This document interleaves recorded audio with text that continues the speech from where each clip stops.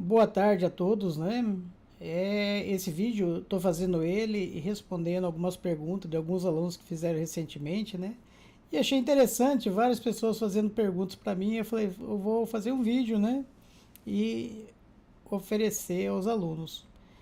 Aqueles que queiram fazer alguma pergunta, pode perguntar também. Se quiser que eu fale o nome, pode colocar o nome, né? Esse pediu que não fosse reconhecido. A pergunta que ele fez foi o seguinte: ele estava questionando a questão da IA, se a IA pensa, né? Então, é um fato interessante, né?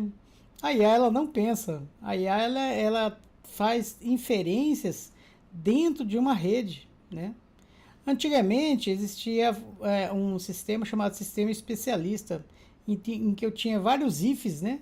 E esses ifs davam a impressão que a pessoa estava diagnosticando alguma coisa, como se fosse médico, ou assuntos que têm uma sequência que você pode seguir.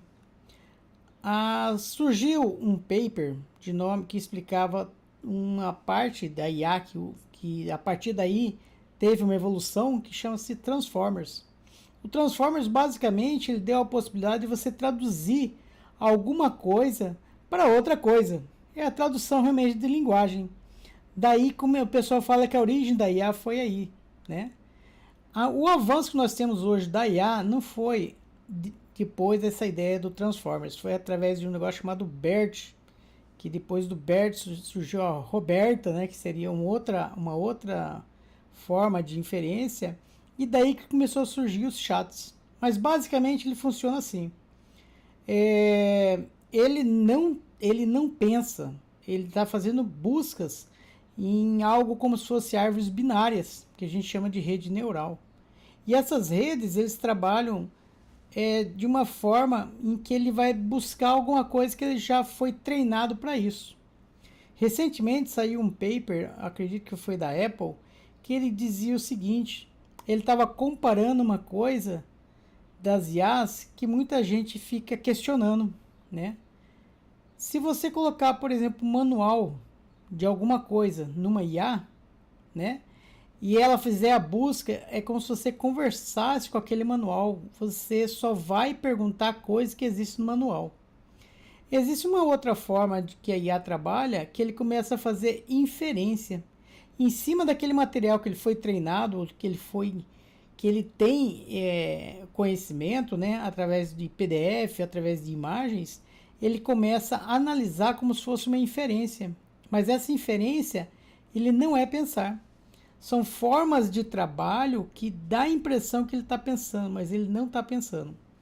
Uma coisa interessante para a gente entender a IA e não ter medo dela é mais ou menos a seguinte alegoria, vamos dizer assim. Antigamente, quando a gente pegava uma chave de fenda, a gente montava, por exemplo, uma cama, montava qualquer coisa usando chave de fenda ou desmontando, né? Principalmente as pessoas que têm conhecimento de mecânica. E a gente machucava a mão e fazia isso devagar, né? Surgiu a parafusadeira.